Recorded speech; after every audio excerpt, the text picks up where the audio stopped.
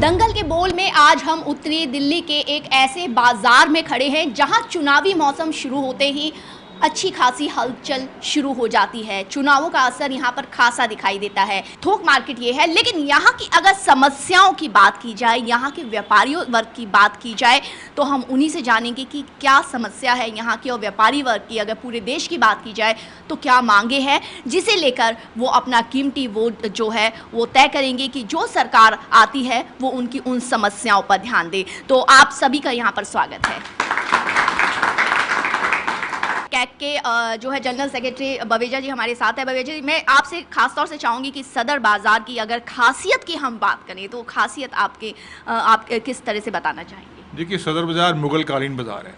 ये before petition से सदर बाज़ार है, और इसमें खासियत ये है कि जो आप घर के अंदर जो भी वस्तु इस्तेमाल करते हैं 90% वो वस्तुएँ सदर बाज़ार के अंदर मिल जाती हैं। और यहाँ पर NCR का और आसपास का गाहक डेली पैसेंजर यहाँ आता है और अपनी हर ज़रूरत की चीज़ यहाँ से लेके जाता है। जैसे मान लीजिए कस्बों के अंदर एक दुकान होती है, उसके अंदर आपके पास सब चीज़ें मिलती हैं।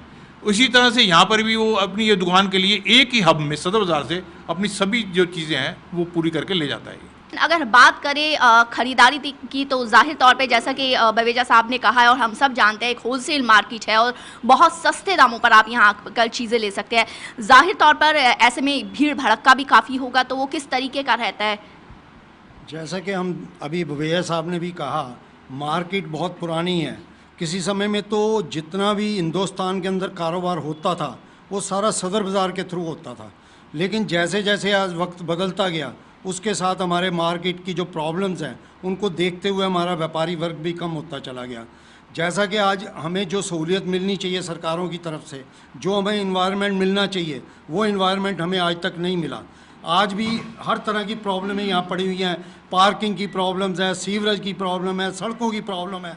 और हमारा जो अच्छा व्यापारी है, जिसको हम एक्सपेक्ट करते हैं, रिटेलर अच्छा है, जो भी है, वो आज यहाँ पर आना ही नहीं चाहता, क्योंकि इस तरह की इन्वायरमेंट को देखते हुए वो कहता है अपने वहाँ से हम चीज़ें सस्ती महंगी ले लेंगे, लेकिन यहाँ पर इस तरह की इन्वायरमेंट में वो आना नहीं चाहता। और उन्हीं मुद्दों को हमें उठाना है, अभी यहाँ पर इन्हीं मुद्दों को कुछ उठाना है और देश भर के बाकी व्यापारियों के मुद्दे को भी हमें उठाना है कि लेकिन यहाँ पर जैसा कि बात है कि इतनी फेमस मार्केट है, जाहिर तौर पे यहाँ पर पार्किंग की समस्या जो है वो ज़्यादा देखी गई है। कितने वक्त से व्यापारी जो है यहाँ पर पार्किंग की समस्या को उठाता आ रहा है और जो प्रॉब्लम अभी सॉल्व नहीं हो पा रही है? मैडम, जब से हम यहाँ पर आए हैं, मेरे ख्याल आज मेरे को 35 साल हो गए यहाँ पर रहते हुए, तो समस्याएं ही समस्याएं हैं। जो अगर होलसेल की मार्केट है तो होलसेल में ही समस्याएं हैं। आप ये देखो ना, हमें पार्किंग दे रखी थी, पहले 800 गाड़ियाँ लगती थी यहाँ, आज 80 गाड़ी लग रही हैं। इन्होंने रेलवे वालों ने जो है MCD के साथ मिलकर जो है पार्किंग हमारी बंद कर दी है। तो इतने बुरे हालात हैं। अभी तुम हमारे से जो अगर 18% GST मांगा, पहले आपने 28 मांगा तो हमने 28 दिया, 18 मांगा तो 18 दिया, लेकिन आप हमें CP वाली और साउथ दिल्ली वाली फैसिलिटी क्यों नहीं दे रहे आप यहाँ पर हमारे को? ये बताओ, या तो हमारा टैक्स कम करो फिर आप, जो अगर फैसिलिटी नहीं दे सकते आप हमारे को। चलिए, GST और नोटबंदी की बात हुई और बवेजा साहब के चेहरे पे स्माइल भी आ गई, इसलिए वो बात, क्योंकि उस वक्त जो है व्यापारी वर्ग काफ़ी तंग भी रहा, काफ़ी परेशान देखा गया, काफ़ी धरने वगैरह हुए, मार्केट बंद रही और बाज़ार जो है सूने रहे। क्या लगता है कि कितना असर उस चीज़ का पड़ा व्यापारी वर्ग पर?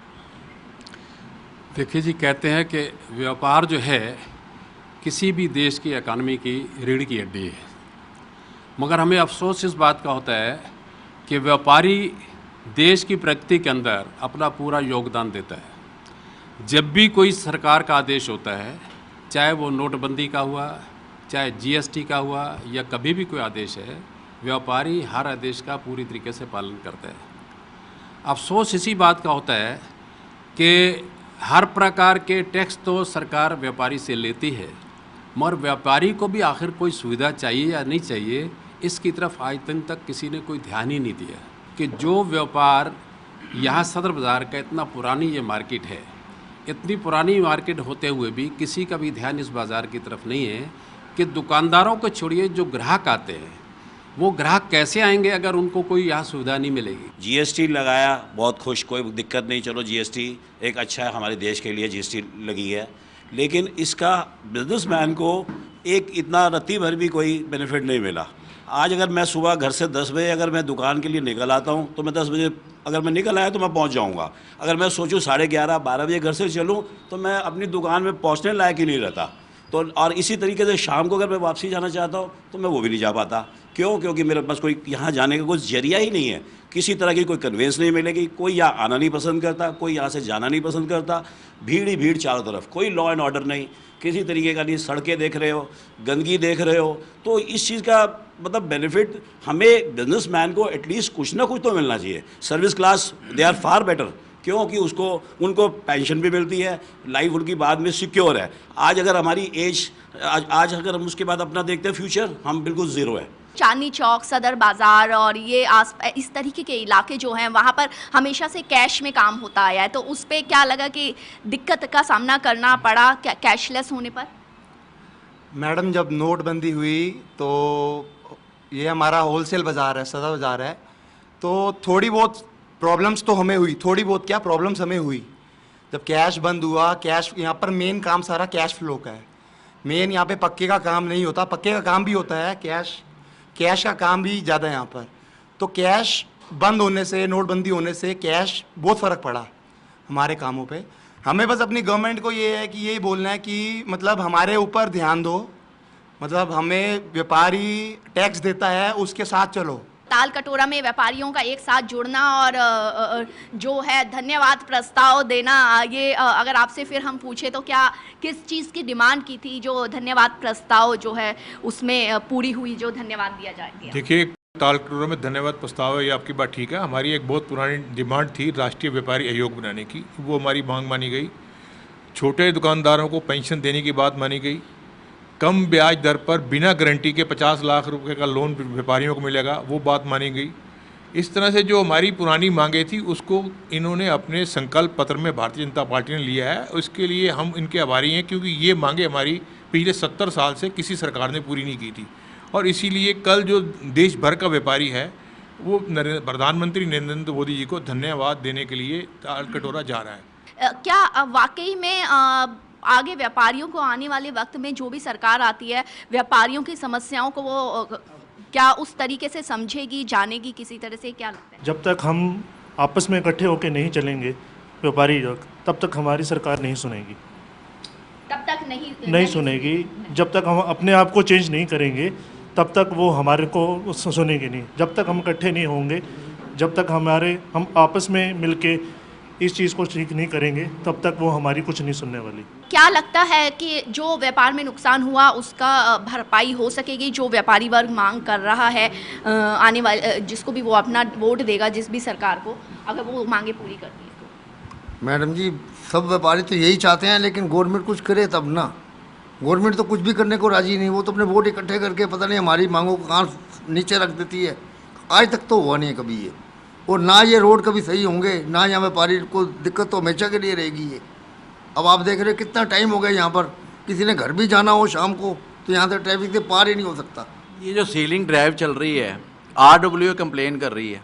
RWA ने पहले शॉप बनाई, अपनी रेजिडेंट ऊपर रखी, ठीक है जी, नीचे शॉप बना दी, शॉप बेच दी। उसके बाद इनको तकलीफ होगी कि नहीं जी ये नहीं होनी चाहिए शॉप। तो पहले आपने बनाई क्यों बेची? आपने बनने ही क्यों दी? हमें तो ये समझ में नहीं आ रही। पूरी दिल्ली जब बस गई, आज आप उसको उजाड़ने में लगे हुए हो। हमें इस बात की कुछ समझ नहीं। कोई पार्टी नहीं बोल रही इस बारे में, सीलिंग के बारे में कोई मुद्दा ही नहीं उठा रहा सीलिंग का। आज देखो आप जाके 10-10 महीने हो गए, लोगों को फीस नहीं भर पा रहे हैं स्कूलों की, बच्चों की जो है, इतने बुरे हालात हैं। क्या लगता है कि व्यापारी जो है वो इनसिक्योर फील कर रहा है? हालांकि इतना बड़ा बिजनेस रहता है फिर भी इनसिक्योर फील कर रहा है, भविष्य की चिंता है, अपने बच्चों की चिंता है। तो क्या ऐसी मांगे जो है वो चाहता है कि जिससे उसका भविष्य जो है वो सिक्योर रहे?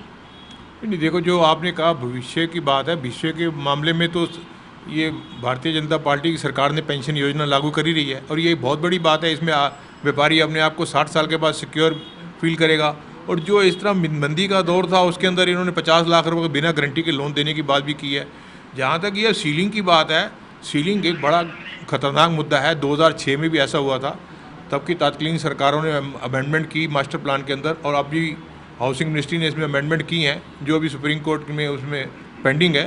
उम्मीद यही करते हैं कि सुप्रीम कोर्ट उनको क्लियर करेगा और ये सीलिंग के मुद्दे से भी हमें निजात मिलेगी। सीलिंग के मुद्दे के ऊपर लोग बहुत परेशान हैं कि उनकी रोज़ी रोटी का सवाल है। मैं ये कहना चाहता हूँ कि क्या हिंदुस्तान में ये जो सारी चीज़ें हुई हैं क्या एकदम से हो गई हैं? ये कई वर्षों से होती आ रही हैं। इसके अंदर सरकारी महकमे बीच में मिली भगत है। उनके कहने से या उन चीज़ों के बाद जैसे जैसे डेवलपमेंट हुई है तो लोगों को जैसे जैसे सुविधा मिली, उन्होंने परिवार बढ़े, जनता बढ़ी, संख्या बढ़ी, तो उसके साथ साथ ये चीज़ें भी बनी। जब बनी उस टाइम जब गलत काम हो रहा था उस टाइम ये सरकारी महकमे कहाँ थे? देखिए बहुत पते की बात इन्होंने कही है कि जिस वक्त डिजाइन किया गया उस वक्त किस परमिशन से या उस वक्त ध्यान क्यों नहीं दिया? वाकई में देखिएगा इसमें क्या था, सीलिंग का जो परवीन जी ने कहा कि जैसे फैमिली बढ़ी तो हमें एक दुकान की और ज़रूरत थी, परिवार बढ़े आगे, तो सरकार ने उसी तरह से कोई डेवलपमेंट मार्केटें नहीं की। तो हमारे पास मजबूरी थी कि हम वहीं पर ही अपने आप को ऊपर डेवलप करते या और साइडों में गलियों में जाते, तो उन्होंने वही किया। सरकार यदि ये सहूलत देती तो हमें ये करने की ज़रूरत नहीं थी। आज सरकार कहती है कि आपने ये क्यों डेवलप किया, आपने अपनी रोजी रोटी का जरिया क्यों बनाया, हम तो सीलिंग करेंगे। पुरानी दिल्ली की तरफ एक लोडिंग अनलोडिंग की पे बैन लगाने की बात जो रही है वो उसमें क्या मतलब कि आपको क्या लगता है कि कितना डिफ़िकल्ट रहेगा? और अगर बैन होता है ऐसी चीज़ें तो क्या उसके जगह सुविधा देनी चाहिए? मैडम ऐसा है, ये लोडिंग अनलोडिंग का जो सवाल है ये हमारी पीछे अभी ट्रैफिक डीसीपी से मीटिंग हुई थी तो उन्होंने ऑर्डर कर दिया जी मैं तो कल से ये इम्प्लीमेंट कर रहा हूँ। अब सदर बाज़ार में 40,000 दुकान है, एक दुकान से एक ठेला निकलेगा तो 40,000 ठेला निकलेगा। टाइम दे दिया जी 11 बजे से लेकर 12:30 तक लोडिंग अनलोडिंग हो सकती है, बाकी नहीं हो सकती। अब 40,000 ठेला जो सारा दिन में चलता है 15 या 16 घंटे में, वो 1.5 घंटे में निकले तो यहाँ क्या हाल होगा? यहाँ तो वैसे ही जीना मुश्किल हुआ है। और जो 40,000 ठेला सड़क पे आ जाएगा तब क्या करेगा दुकानदार? दुकानें बंद करके बैठ जाएगा 1.5 घंटा। वो 1.5 घंटे का जो ट्रैफिक रुका हुआ शाम को रात को 1 बजे तक नहीं खुल सकता यहाँ। कितनी बार जब चुनाव होते हैं कितनी बार ये डिमांड उठाई गई है कि इन समस्याओं की तरफ ध्यान दिया जाए? हर बार उठाते हैं मैडम, लेकिन इसका कोई हल नहीं निकलता क्योंकि लोडिंग अगर नहीं होगी तो ये काम नहीं चल सकता है। इनको ये चाहिए कि जो होलसेल मार्केटों में लोडिंग का कुछ टाइम फिक्स नहीं करें, कुछ उसमें तो इनको सहूलियत देनी चाहिए ताकि जो हम लोडिंग के बिना काम कर नहीं सकते हैं। अब जो व्यापारी है दिल्ली से बाहर से आया है, अब उसके लिए टाइम फिक्स करना, भाई इतने बजे तू आएगा, इतने बजे तेरी लोडिंग होगी, ये कैसे पॉसिबल है? व्यापारी तो अपनी सहूलत से आता है, माल लेता है, दुकानदार अपनी सहूलत से माल पैक करता है, फिर उसको लोडिंग करके ट्रांसपोर्ट पे भेजता है। अब उसमें हम चार्ट बना के रखे भाई 11 से 11:30 बजे या 12 बजे से पहले इसको निकाल दो, तो व्यापारी कैसे करेगा? वो जो व्यापारी सवेरे आया उसने शाम को जाना है। आपके माध्यम से यही कहना चाहता हूं कि जो मैनिफेस्टो ये बनाते हैं, जैसे अभी देवराज जी ने कहा कल धन्यवाद प्रस्ताव है, इस बार इनको देखिए अब जब 5 साल गुजर गए तो व्यापारी की याद आ रही है, उसके लिए ये सारी चीज़ें बन रही हैं। पहले कहाँ थे? अब इसका जवाब आप ये हमारे जनरल सेक्रेटरी देखिए, मैं इनसे नहीं, देखिए ये भी उसी के पार्ट है। मैं ये जो बात करना चाहता हूँ, बीइंग ए प्रेसिडेंट, आज हमें 20 साल 50 साल हो रहे हैं, हम हर दरवाजा खड़का चुके, हर चीज कर चुके। क्या वो जो चाणक्यपुरी में रहते हैं या सिविल लाइन में रहते हैं या जो अच्छी जगह पर रहते हैं उनको तो सारी सहूलियतें मिलती हैं, और व्यापारी जो टैक्स देता है, जो हर तरह से सरकार के साथ जुड़ा हुआ है, सरकार की मदद करता है। 5 साल पूरे होने पर संकल्प पत्र में ये चीज़ लाई गई है, उससे पहले व्यापारियों का पूरा ख्याल किया गया। हमने ई कॉमर्स के मामले में सरकार से गुहार लगाई थी, यदि ई कॉमर्स का मामला ऐसे चलता रहा तो छोटा व्यापारी बड़ा सफ़र करेगा। वो सरकार ने हमारी बात सुनी और पी नोट लाए। जब हमने पहले कहा कि छोटे व्यापारी जो है वो बहुत परेशान है, इसको बिना गारंटी के लोन दिया जाए और कम से कम इंटरेस्ट रेट पे, तो वो भी हमारी सरकार ने बात सुनी थी। मुद्रा लोन को 50,000 से 10 लाख रुपए तक किया।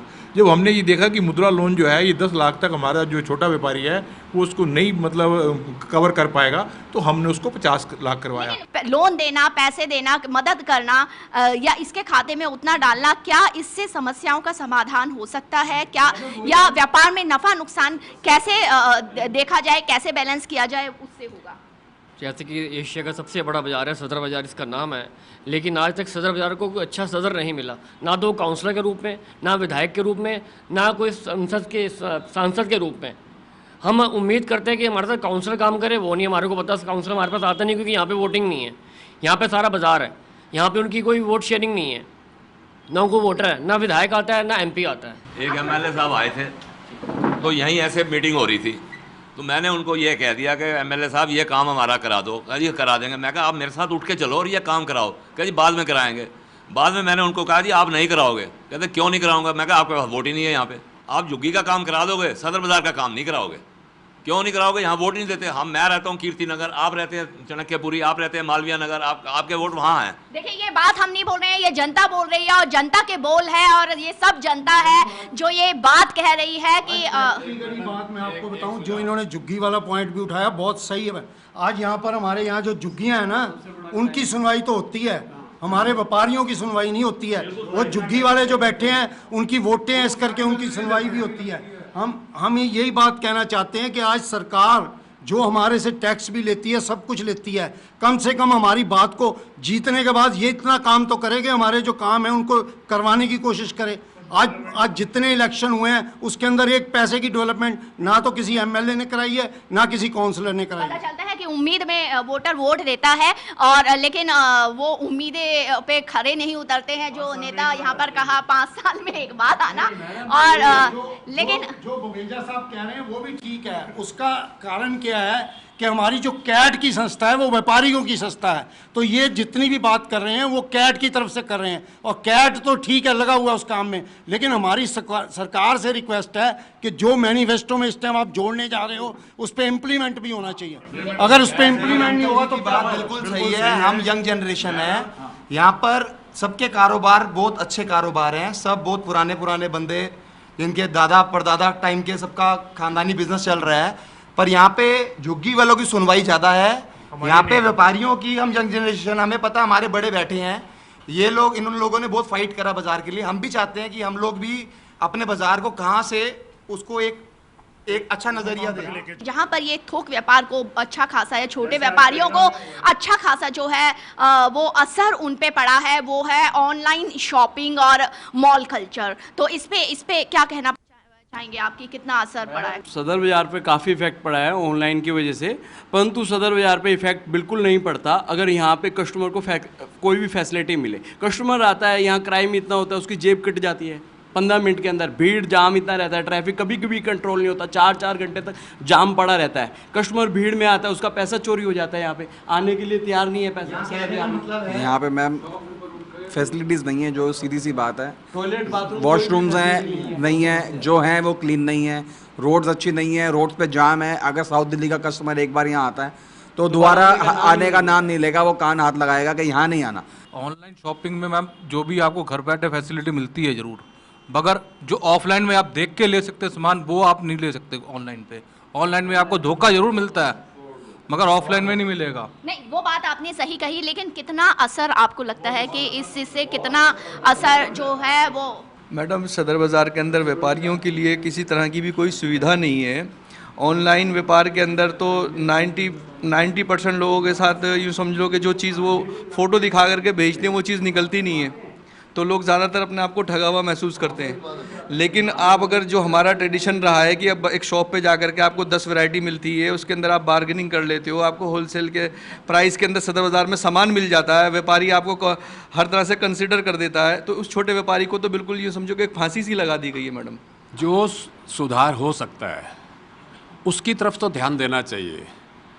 सबसे पहले आप देखिए कि पुरानी दिल्ली में जो ट्रैफिक की समस्या है वो क्यों है। जितनी स्लो मूवीज़, बैलगाड़ी चलती हैं और ऐसे हथेले चलते हैं, ये सब चीज़ें चलती हैं, मैं मानता हूँ कि लोगों का इसके बिना गुजारा नहीं है, मगर हम इसके ऊपर अंकुश तो लगा सकते हैं। अगर स्मूथली ट्रैफिक चल रहा है, गाड़ी के पीछे गाड़ी चल रही है, तो हो सकता है कि वो डिस्टेंस 10 मिनट में पूरा हो जाएगा। आगे बैलगाड़ी चल रही है तो वही डिस्टेंस हो सकता है कि 1 घंटा लग जाएगा। तो ये जो चीज़ें हैं, इन चीज़ों की तरफ ध्यान दिया जा सकता है। बाकी जहाँ तक सवाल है फैसिलिटीज़ का, अगर सरकार ध्यान दे, वो भी आपके माध्यम से, अगर आप लोग थोड़ा सा इसको ज़्यादा प्रसारित करेंगे तो हो सकता है। साफ़ सफाई का ध्यान है, गंदगी का जितना भी आप देख लीजिए क्या पोषण है। यहाँ अगर किसी को कहीं सफाई अभियान काफ़ी चला, किसी को मैडम अगर यहाँ से किसी को जल्दी कहीं पहुँचना है, आपको यहाँ से कोई ऑटो नहीं मिलेगा, कोई कैब नहीं मिलेगी, कोई टैक्सी नहीं मिलेगी। मैडम, 15 साल 20 साल पहले से हमारे यहाँ रीडेवलपमेंट का प्लान बन रहा है, रीडेवलपमेंट हो चुका, सर्वे हो चुका, सब कुछ हो चुका। जब रीडेवलपमेंट का मतलब तो ये है कि हमारे को नई टेक्नोलॉजी से नई तरीके से हमारे को अगर यहाँ पर ये सारा व्यापार दोबारा से रीसेटल होकर यहीं पर अच्छा इन्वायरमेंट मिल जाए, तो जो ऑनलाइन वाली बातें भी हो रही हैं, अगर सदर बाज़ार को ये फैसिलिटीज़ मिले तो यहाँ सारे व्यापारी ऑनलाइन काम भी कर सकते हैं और अपना काउंटर पे काम भी कर सकते हैं। ये मेरी माननीय प्रधानमंत्री मोदी जी से डिमांड है कि सदर बाज़ार में आप कभी सुबह 4 बजे से लेके और 6 बजे तक आएँ। ये खुले में यहाँ कम से कम 1000-2000 बंदा शौच करता है। ये झुग्गी वाले जितने हैं खुले में शौच करते हैं। आप गांव के अंदर शौचालय बना रहे हैं, पहले दिल्ली शहर में हमें शौचालय की ज़रूरत है। इतने बुरे हालात हैं यहाँ, देखिए आप पार्किंग के अंदर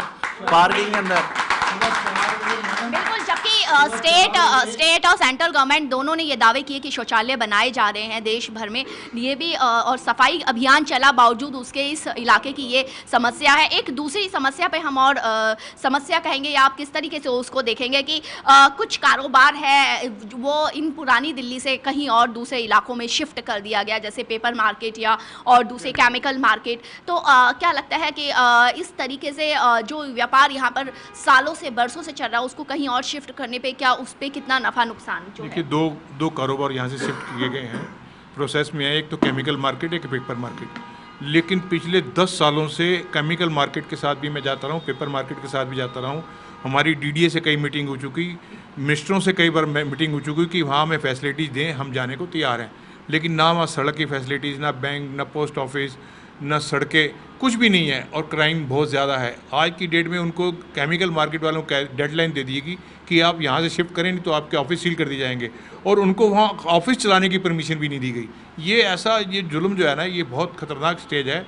इसमें व्यापारी जो है शिफ्ट तो होना चाहता है लेकिन पूरी फैसिलिटीज़ के साथ। और जो दूसरी एक बात आपने कही थी ऑनलाइन बिजनेस वाली, ऑनलाइन बिजनेस बड़ी तेज़ी से 60% ईयरली के हिसाब से ग्रोथ कर रहा है, और इसी हिसाब से ग्रोथ करता गया तो ये जितनी ये मार्केटें हैं इनका हालात जो है आने वाले 5 साल में बहुत क्राइसिस के अंदर आ जाएंगे। और एक बात इन्होंने की थी कि यहाँ का जो एमपी है, हम उसके वोटर नहीं हैं, शायद ये हमारे लोगों को गलत फहमी है। मैं लाल किले से लेकर आपको बाड़े तक की बात बता दूँ, जितना भी लाल किले से लेकर बाड़े तक का व्यापारी है चांदनी चौक कॉन्स्टिट्यूंसी का, वो 70% उनका वोटर भी है। लाइक अशोक विहार चांदनी चौक कॉन्स्टिट्यूंसी है, पश्चिम विहार चांदनी चौक कॉन्स्टिट्यूंसी है, शालीमार बाग, प्रीतमपुरा। तो उनको ये देखना चाहिए ये हमारे वोटर भी हैं और ये मार्केट में भी यही हैं, चांदनी चौक कॉन्स्टिट्यूंसी में है, और इसकी डेवलपमेंट ज़रूरी है।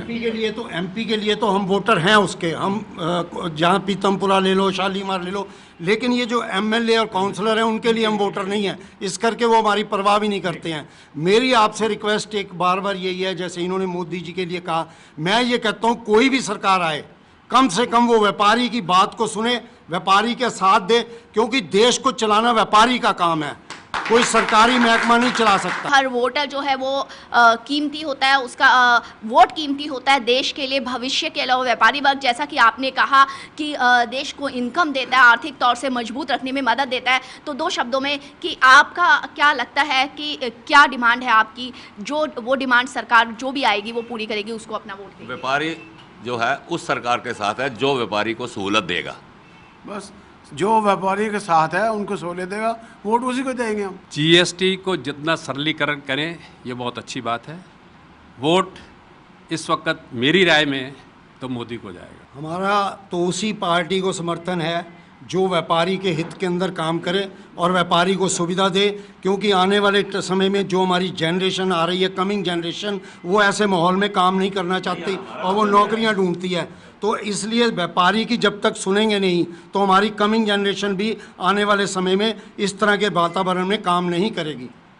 देखिए, जो हमारा टैक्स का पैसा है वो देश की सुरक्षा और देश की डेवलपमेंट पर लगना चाहिए, ना कि उसको खैरात की तरह बांटा जाए और लोभ लुभाने वायदे किए जाएं और हमारे टैक्स का पैसा बर्बाद किया जाए। जो व्यापारी हित की बात करेगा वो देश पे राज करेगा। जो व्यापारी हित की बात करेगा वही बात जो भाई साहब कह रहे हैं। हम सब व्यापारियों का यही है कि जो व्यापारी का साथ देगा, जो सरकार हमारा ध्यान रखेगी, हम उसके साथ हैं। फिर यही कहूँगा कि मोदी जी को गुजारिश है कि इधर बिज़नेस तबके को ज़रूर देखे, इनका ख्याल रखे ताकि बिज़नेस को किसी तरीके की कोई रुकावट ना हो। और फिर मोदी की जाए तभी है कि मोदी अगर हमारा ध्यान करेगा तो भगवान मोदी जी का ध्यान वो करे। उन्हीं का सिक्का चल रहा है, हम कहते हैं वही सिक्का कायम रहे, कोई दिक्कत नहीं हमें उनसे, लेकिन वो हमारी दिक्कतों को जरूर देखे, कोई भी सरकार आएगी, लेकिन मोदी सरकार आने के चांसेस 99.9% हैं, क्योंकि और कोई कैपेबल इतना दिख नहीं रहा। क्या लगता है आपको? हाँ, जो व्यापारी के पार्टी व्यापारी के साथ है, हम उसके साथ हैं। जो हमारे साथ है, व्यापारियों को जो हमें सुविधा देगा, हम तो उसके साथ खड़े, दिन रात खड़े हैं उसके साथ। जो देश भर के व्यापारी हैं उनकी भी राय जानी, तो उसमें यही निकल के आया कि व्यापारी अपने भविष्य के लिए थोड़ी सिक्योरिटी चाहते हैं, अपने इस इलाके के लिए सुविधा चाहते हैं और वो चीज़ें चाहते हैं जिससे वो व्यापार और बढ़ा सके और देश की आर्थिक स्थिति को और मजबूत कर सके। तो उनके ये जो बोल है वो उन नेताओं तक, उनके वोट जो है वो उन नेताओं को जाएंगे जो उनके हितों का ध्यान रखेगा। तो दंगल के इस एपिसोड में इतना ही।